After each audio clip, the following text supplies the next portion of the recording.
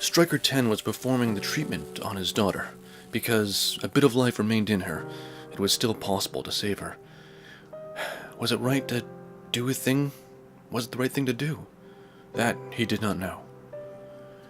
She might hate me for this. I am a man of sin. He inserted the scalpel into his daughter, replacing the organs that had ceased functioning with artificial ones. The only ones available were the ones tuned for battle. She would be too strong for daily life. It would be a burden on organic parts of her body. Therefore, the treatment had to be exhaustive. He had to replace all the organs that would bear the burden of her new strength. Forgive me, Saori. One would expect a man's hands to tremble when performing surgery on his own daughter, but Ten's did not. The truth was, he was in shock. Even so, his hands were lithe and agile as they performed the treatment. Perhaps it was merely his role as a scientist. Saori, I have created things that I should not have made. He continued to speak to himself. It was almost like a confession. The bionic surgery turns men into tools of war. The artificial heart technology bestows those men with unlimited power. I believed that those things were necessary to preserve the happiness of the people of this country, but... Stryker 10 shook his head. A sigh escaped his lips as he spoke to the words that pained him so. But I was no more than a fool. I should have known that my technology would be used to give birth to such tragedy. Even if it was the cyborgs of Balbora that brought this about, their organs may still go back to the technology I created. If only I had realized it earlier. Happiness is not something that can be achieved through power, but only by those things closest to ourselves. He had realized that long ago. That was the day he closed the Stryker laboratory. He suspended his research and gave his daughter over to his assistant. He even sealed the memories of his old life. He was a true scientist, and he knew that this was the only way he could keep from returning to his research. Bionic technology should not exist in this world. That's what I thought. It should have disappeared forever, gone, unseen, unused, and yet, as a father, I must do everything I can to allow my daughter to live, regardless of the condition. I'm a bad scientist, a bad father. I know that I'm hopeless, and I won't apologize for that, and I can't apologize enough. I mean... Stryker 10's movements became sluggish. It was clear that his condition was deteriorating fast. Yet still, he did not hesitate in providing treatment to his daughter. There. Now. The treatment is nearly complete. All that remains is... Sayaka's heart had already stopped. He had to connect the temporary pump to replace her heart, to get her blood flowing again. Naturally, with the pump in place, Sayaka would not be able to move from that spot. Now that I think about it, I've hurt him, too. Colonel Mirror of the Balboran Empire, he wanted the artificial heart to replace his own, which was reaching its limit. Ten had promised it to him. Mirror, Curtis, Saori, so many people here who need this artificial heart, even though the one in the lab is merely a prototype. Ten's eyes rested on the large heart in the dais, the artificial heart technology that Curtis had come here to see. What would have thought if they were... What would they... Sorry. Deteriorating mind and all that, you know? Sorry. What would they have thought if they knew that this lab houses only the oversized prototype and not the true artificial heart? As he thought about it, a small smile appeared on his face. There's only one true artificial heart here. Now, please, Saudi, take it. Though, as your father, I wish I could give you more. Stryker 10 set down the knife and placed a hand on his chest plate, and then he pierced his own chest and removed his still beating heart. The only perfectly functional, properly sized artificial heart in the world. Backup power. Should keep my moving 3 minutes, I think. Speaking through his pain, 10 placed the artificial heart in Sayaka's chest. I will complete the treatment in time. I have remaining. I have to finish before then. Sorry. He remembered the time they spent together in the old human life. They played together when he wasn't working and his research was almost never. And Saori laughed so happily. Please. Live on. Make many memories. For yourself. Machine oil began to leak from Ten's cracked mask. Just like tears of tears. It looked like tears. And please, find happiness. The treatment was finished. In that moment, he collapsed. The components that made up Stryker 10 pushed to their limits, cracked, and broke. A steel bat clattered to the floor beside his body.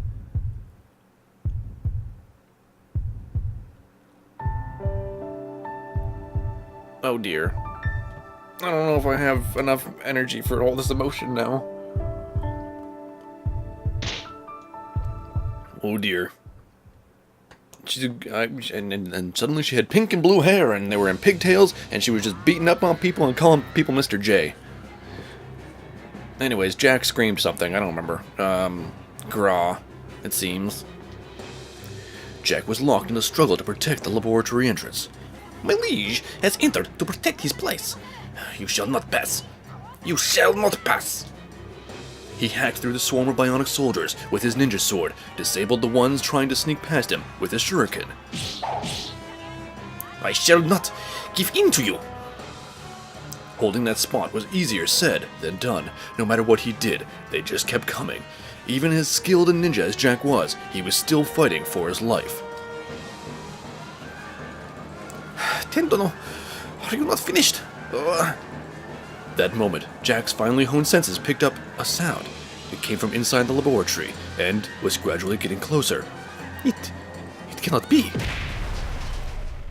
Something burst out of the wall, flying at high speed. Jack twisted to try to dodge it. Be that what I think it is? Jack's voice was stunned. As well it might be. It continued to be stunned for many dots, and many more dots continued. And then the summer turned to fall, and fall to winter, and winter gave spring a miss and went right back to winter. What the fuck was that? I realized at first, followed by Curtis and Mirror. It was moving at such speeds that I couldn't make it out, but it made short work of the bionic soldiers surrounding Mirror and I. A new bionic human? Is that? Oh goodness. For just a moment, I caught a glimpse of her face. It might have been my imagination, but I felt like I had seen her before. Is that... Sayaka? What? She was smiling as she spoke. No, I am Stryker 10. 10? And that means... She really is. Now I knew everything. 10 himself had very little life left in him after all. So, you think you can face me now? Very well. Go, bionic soldiers. Crush this new Stryker whatevers. On Curtis's signal, several dozen? What's a dozen? Noden? You're a fool. Several dozen bionic soldiers charged at her, but Sayaka didn't even seem slightly agitated.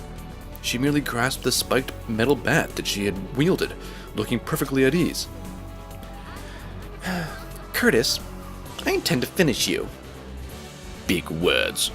You do seem quite fast, but being new doesn't necessarily mean you're powerful. Let's go, Father. She whispered softly, and then flew at him with blinding speed.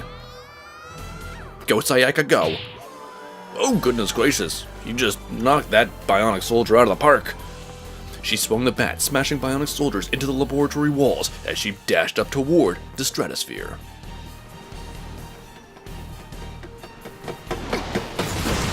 Oh!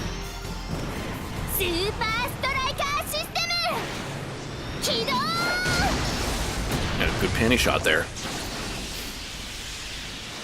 And she destroyed the lab? Holy shit! With like a one strike.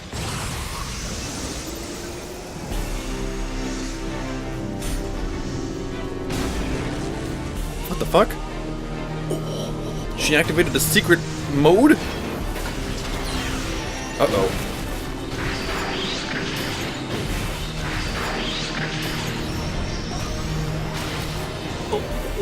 Holy shit. What have we...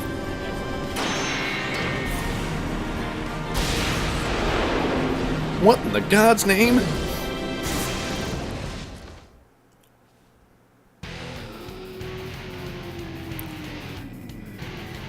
Tenzin let out a cry. This sound alone let out a shockwave powerful enough to blow us back. What have you created here, Ten? But we need this. With this, we can defeat Curtis. Like I care. Size means nothing. I am still the strongest cyborg. Destroy it, bionic soldier. Sir?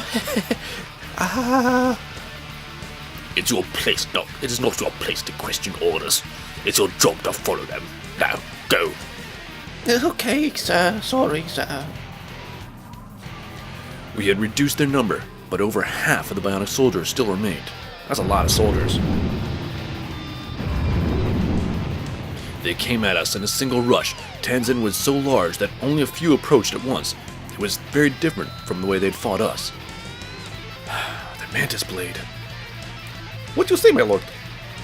It's a saying about a mantis raising its blade against an oncoming car. It refers to someone, I don't know, mounting a hopeless resistance. Huh. Follow Curtis's orders to the death, idiots. There was a pain in Phoenix's voice. I couldn't blame him. He was watching his fellow Balborns die for nothing. Oh, that's right. Come at me, bitches. Even though it's hopeless, do it. Tenzin? Oh.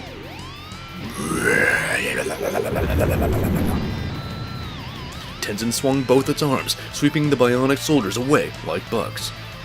What was happening could barely be called a fight. Indeed, one would consider it like an extermination, or perhaps some sort of crazy fucking anime thing. How peculiar. Even General Curtis should have realized this was hopeless. Lashing out like a wild animal caught in a trap. I mean, I hope that's all it is. I mean, yeah, but it's crazy, right? I mean, we can't get close without getting swept into the attack. Guess nothing we can do but watch. I do suppose.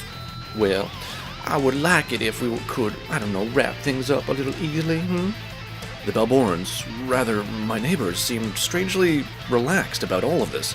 Maybe that's the sort of people they usually were. Is that all you've got?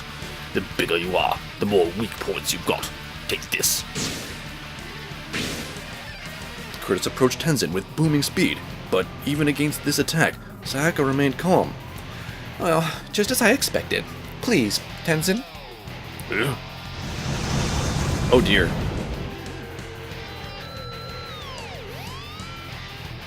Let's go.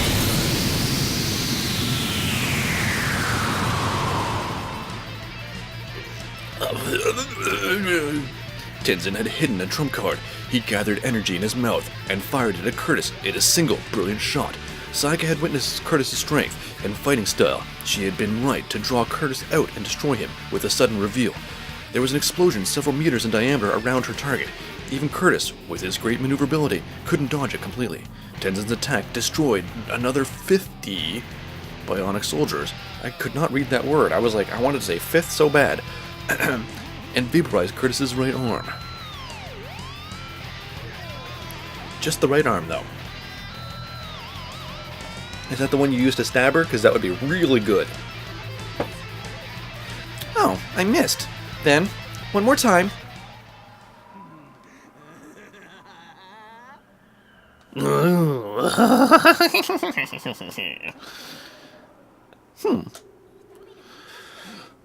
Good met. Can see with the pain. Thank you for showing me how you control that massive thing. No, he can't be. He sacrificed the bionic soldiers to get an analysis? Oh my. That's right. Now, all I have to do is take that little control column of yours. It will be a valuable tool in the service of the glorious Balboran Empire. You won't have it. I will not allow my father's Tenzin to be used for such a purpose. Go, Tenzin. Rawr. Rawr. Rawr, scary monster. I guess it would be dangerous if I got too close, but if I can only get far enough away, I can still dodge it. You can't take the control column if you move far away. Then maybe I should come straight at you. Hey, bionic soldiers, create a wall for me. Sir? I mean, I don't want to say no, but holy shit, man. Tenzin can break through your wall easily. This is bad. Mira realized it first. I knew a moment later. Super Striker Tenzin. It's got quite a bit of power, but it's the controller who needs to track the enemy. What is the and what is that supposed to mean, In other words, if I hide myself, you won't know which spot to attack. Curtis disappeared behind a wall of bionic soldiers. From beyond. Yeah. Oh, goodness. That's soba. From behind, we could see where he was and let her know, but in the time it took us to warn her, he could easily move. So, what will you do now? Then, I guess I'll just have to destroy the entire wall. No, don't do anything, Sayaka. What? Sayaka had no experience in this kind of overwhelming battle. It was true that destroying all the bionic soldiers would solve the problem, but it would also leave a potential fatal opening, one that Curtis wouldn't overlook. Still just a girl. Huh? Curtis took advantage of the gap and closed in on her immediately. He closed in behind her and pressed a blade of his remaining arm to her throat. Hand me the control column. I'd rather not have to kill you again. Sayaka. Don't move, Striker Zero. If you do, I will permanently separate your girl's head from her body. Now, my dear, hand over the control column. Never. If you just hand it over, I will spare your life. Once I have the power, I won't need anything else from you. I'll never give it to you. You'll just use Tenzin for evil. Besides, this is all I have left of my father. Oh? That means the control column really is all I need to control that great thing. Oh, god damn it. You're a poor negotiator, girl. Even if it was a lie, you should have said you were the only one who could control it. Now, I really have no reason to let you live.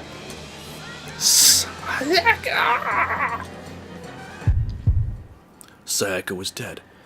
I was sure of it. Now my body suddenly moved on its own.